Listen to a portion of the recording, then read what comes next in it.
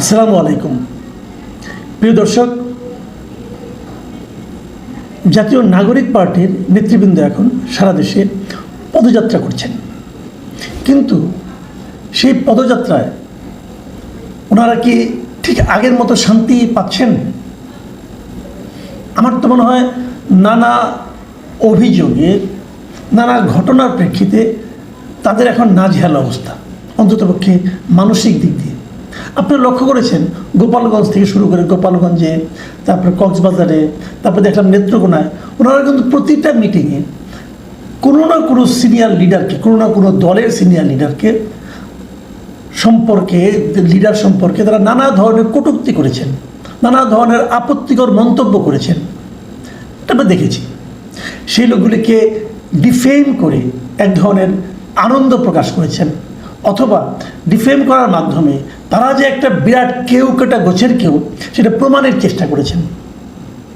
তো যেটা হয়, এখন কি হলো, গতকালকে আমরা জানি যে বৈষম্য বিরোধী ছাত্র আন্দোলনের যিনি মুখপাত্র ছিলেন, গত অক্টোবরে যাকে মুখপাত্র হিসেবে ঘোষণা করা হয়েছিল, সেই উমামা ফাতেমা গতকালকে প্রথমে একটা স্ট্যাটাস দিয়েছিলেন ওই চাঁদাবাজি নিয়ে, গুলশানে সেই 50 লাখ টাকা চাঁদাবাজির ঘটনা, সেটা নিয়ে একটা স্ট্যাটাস দিয়েছিলেন এবং ওখানে ইঙ্গিত দিয়েছিলেন যে এর শিকড় অনেক গভীরে।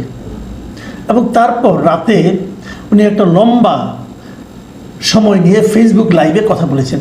প্রায় 2 ঘন্টা 24 মিনিট ছিল সেই লাইভের দৈর্ঘ্য। মানে অনেক কিছু, উনি যা মনে এসেছে সব বলে দিয়েছেন। এটা যে সাজানো গোছানো সম্ভব না, এবং উনি কথা বলতে বলতে আবেগ আপ্লুত হয়ে গেছেন, কান্না করেছেন। এবং ওনার মূল বক্তব্যটা কি?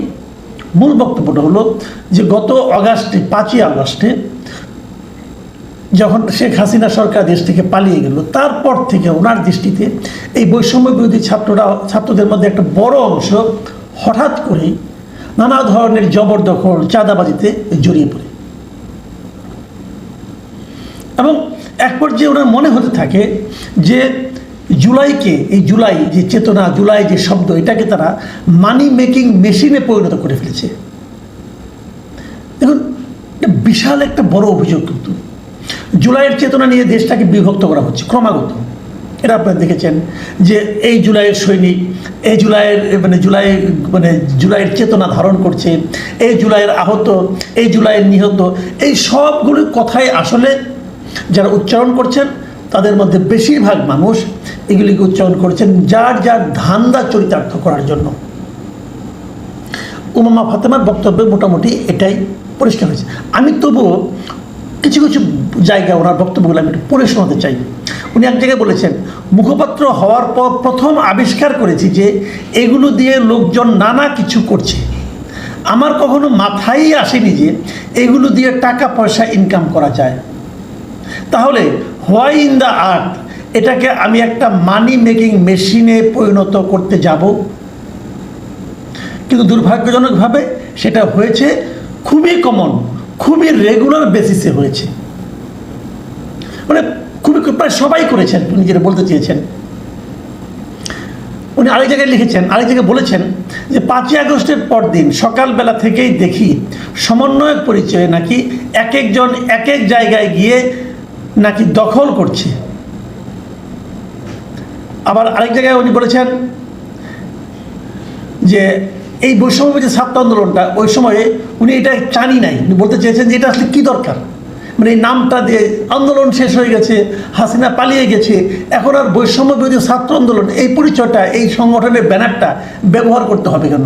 তখন উনি বলেছিলেন যে এই প্ল্যাটফর্মটাকে আরও বড় করে ডিসেন্ট্রালাইজ করে ফেলা উচিত, এবং এই কথাগুলো বলেছিলেন। কিন্তু ওই সময় তারা সবাই তার সমালোচনা করেছেন, এবং তিনি বলছেন যে এখন এই কথাটা বলে আমি যেন অনেককে শত্রু বানিয়ে ফেলেছি। তার মানে কার কাছে উনি শত্রু হয়েছেন? যারা ওই পরিচয়টাকে ব্যবহার করে চাঁদাবাজি, অর্থ উপার্জন, অনৈতিক ক্ষমতা লাভ করা, এই সমস্ত কাজে ব্যয় করেছেন, তাদের কাছে কিন্তু উমামা ফাতেমা শত্রুতে পরিণত হয়েছেন। উনি আরেকটা গুরুত্বপূর্ণ কথা বলেছেন, সেটা হলো বৈষম্য বিরোধী ছাত্র আন্দোলনের সবগুলি সিদ্ধান্ত হেয়ার রোডে, মানে উপদেশে যে বাসভবনগুলো আছে, হেয়ার রোডে বসে ঠিক করা হতো, সেগুলোই বাস্তবায়ন হতো। মানে সংগঠনের নাম বৈষম্য বিরোধী ছাত্র আন্দোলন, কিন্তু এই সমস্ত সিদ্ধান্ত হতো উপদেষ্টাদের বাড়ি থেকে। তার মানে এই ধান্দাগুলোর সঙ্গে প্রকারান্তরে ওনারাও জড়িত ছিলেন বলে, হয়তো এখনও আছেন জানি না, উমা ফাতেমা দাবি করছেন। এবং উনি আরও কিছু অদ্ভুত কথা বলেছেন, যে যেমন উনি বলেছেন, ওনার ভাষায় আমি বলি, উনি বলেছেন বিষয়গুলো এত অদ্ভুত ছিল যে কোনো কিছুর কোনো ঠিক ঠিকানা ছিল না। চাঁদাবাজির অভিযোগ আসতো, একজনের বিরুদ্ধে যে স্বজনপ্রীতি ও টেল্টার দেওয়ার যে অভিযোগ আসতো, এগুলো আমি খুব ভালো করেই জানতাম। শুধু চট্টগ্রামের কাহিনী সলভ করতে গেলে অনেকের প্যান্ট খুলে যেত। এরকম আরও অনেক জেলার কাহিনী আছে, এগুলো ধরতে গিয়ে দেখেছি এগুলো তো অনেক দূর পর্যন্ত গড়িয়ে গেছে। এই যে অনেক দূর পর্যন্ত গড়িয়ে গেছে, এটাই হলো মূল বক্তব্য। মানে অনেক দূর পর্যন্ত কোথায় গড়িয়ে গেছে, তার মানে এই সংগঠনে যারা নাকি নেতৃস্থানীয় ছিলেন তাদের মধ্যে এটা কিন্তু গড়িয়ে গেছে, মানে তারাও এর সঙ্গে অল্প বিস্তর জড়িত হয়ে পড়েছেন। এই কথাটাই কিন্তু উনি বলতে চেয়েছেন। যাই হোক, উনি শেষ পর্যন্ত বলছেন যে উনি কেন এটা ছাড়লেন। উনি বলছেন যে ন্যূনতম আত্মসম্মান আছে এমন কেউ এই প্ল্যাটফর্মে, মানে বৈষম্যবিরোধী প্ল্যাটফর্মে টিকতে পারবে না। এই প্ল্যাটফর্মের সঙ্গে থাকাটা আমার জীবনের একটা ট্র্যাজিক ঘটনা ছিল। ভাবুন, এই হলো এত বড় একটা অর্জন, এত বড় একটা জুলাই, এত সম্মানের একটা জুলাই, সেই সম্পর্কে জুলাইয়ের অন্যতম শীর্ষস্থানীয় নেত্রী উমামা ফাতেমার বিশ্লেষণ এবং আত্মোপলব্ধি। উমামা ফাতেমা জুলাইকে বিশ্লেষণ করতে যে বলেছেন যে মানুষ রাস্তায় যে পরিমাণ ফাইট করেছে সেটা অবিশ্বাস্য। মানে গত জুলাই আমার মাথায় একবারও আসেনি যে এটা দিয়ে টাকাও ইনকাম করা যায়। আমি মুখপাত্র হওয়ার পর প্রথম আবিষ্কার করেছি যে এগুলো দিয়ে লোকজন নানা কিছু করছে। টেন্ডার বাণিজ্য, তদবির বাণিজ্য, ডিসি নিয়োগ, তমুক জায়গায় তমুক কাজ, এগুলো অহরহ করে বেড়াচ্ছে। দেখুন, এই যে তদবির বাণিজ্য, ডিসি নিয়োগ, বিভিন্ন নিয়োগ নিয়ে যে কেলেঙ্কারিগুলো, এগুলোর কথা কিন্তু আমরা শুরু থেকেই শুনে আসছি। এবং এগুলোর সঙ্গে যে এই ছাত্ররা জড়িত ছিল সে সমস্ত অভিযোগও কিন্তু আমরা পেয়েছি। সচিবালয়ে তারা নিয়মিত যেত এবং এইটায় যাওয়ার পর তারা ওখানে কী করতো না করতো এটা নিয়ে সাংবাদিকদের যাতে কিছু লিখতে না পারে সমস্ত সাংবাদিকদের অ্যাক্রেডিটেশন কার্ড বাতিল করা হয়েছিল, যা নাকি বাংলাদেশের ইতিহাসে কখনো হয়নি অতীতে। এরা করেছিল কেন? তাদের নাকি সাংবাদিকরা কিছু জানতে না পারে। তারা ওখানে যে সমস্ত আকাম কুকাম করছিল কিন্তু সেগুলি প্রকাশিত না হয়, এই জন্য তারা এই কাজগুলি করেছে। তো হচ্ছেটা কি? এত বড় আন্দোলনের ফল কার হাতে যে নষ্ট হলো, কিভাবে নষ্ট হলো? যাদের উপর সবচেয়ে বেশি ভরসা করেছিলাম তারা সবচেয়ে চরিত্রহীন, তারা সবচেয়ে দুর্নীতিগ্রস্ত হিসেবে প্রমাণিত হয়েছে। এই হলো আমাদের দেশের অবস্থা। এখন সেই দল ওই বৈষম্যবিরোধী ছাত্র আন্দোলনে কিন্তু এনসিপি করেছে। এখন তাদের নিজেদের যখন তারা তো নিজেদেরকে পুতপবিত্র দাবি করে, তখন না আসলে মানে অধিক থেকে পাথর হয়ে যাওয়ার মতো অবস্থা হয় আমাদের। দেখুন, আরও একটা ঘটনা কিন্তু ঘটেছে। এটা তো অর্থনৈতিক অনৈতিকতা, এটা তো অর্থনৈতিক মানে আপনার দুর্নীতি, কিন্তু চারিত্রিক অনৈতিকতার ব্যাপারটা সেটাও কিন্তু এসেছে। এটাও এই ফেসবুকে পাওয়া গেছে। এই অভিযোগটা করেছেন নীলা ইসরাফিল। আপনারা সবাই জানেন যে বৈষম্যবিরোধী ছাত্র আন্দোলনের থেকে আসা এনসিপির বড় নেতা সারোয়ার তুষার, তার বিরুদ্ধে কিন্তু নীলা ইসরাফিল অভিযোগ করেছে যে সে তাকে যৌন হেনস্থা করার চেষ্টা করেছে, নানাভাবে কুপ্রস্তাব দিয়েছে ওভার টেলিফোন, এবং সেই রেকর্ডও সবাই জেনেছে। এই ঘটনার প্রেক্ষিতে সেই সারোয়ার তুষারের বিরুদ্ধে এনসিপির পক্ষ থেকে একটা লিখিত সুপ্রত করা হয়েছে। তারপর কি হয়েছে? তারপর আর কিছু হয়নি। তারপরে কথা আর কেউ জানে না। এতদিন অপেক্ষা করার পর সেই নীলা ইসরাফিল তিনিও ফেসবুকে আপনার স্ট্যাটাস দিয়ে বলেছেন যে উনি জাতীয় নাগরিক পার্টির সঙ্গে তার সম্পর্ক ছিন্ন করেছেন, এবং উনি বলেছেন আমি নৈতিকতাকে বেছে নিচ্ছি, দুর্বৃত্ত রাজনীতি নয়।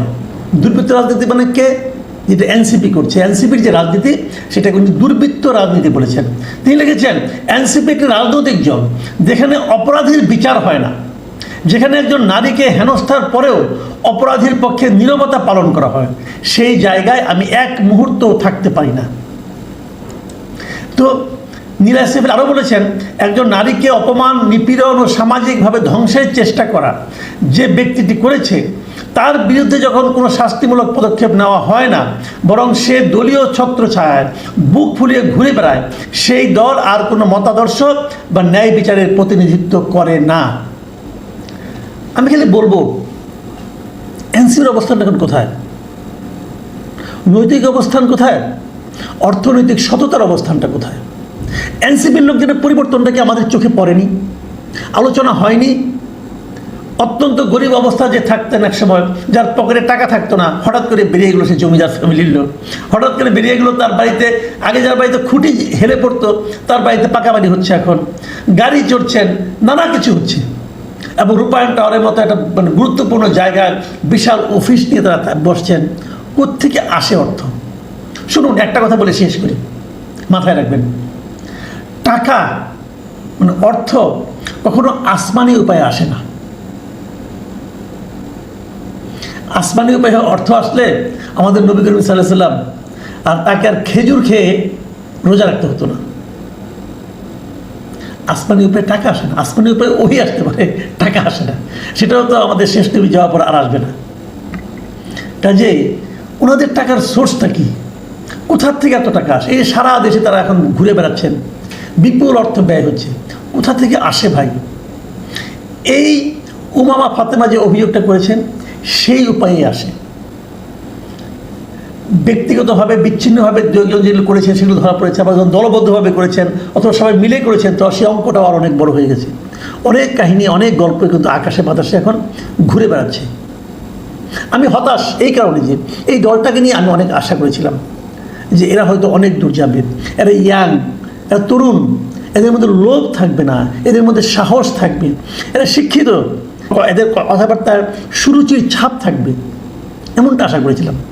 কিন্তু যে প্রত্যাশাগুলি করেছিলাম সবগুলিতে একদম বিপরীত দেখলাম।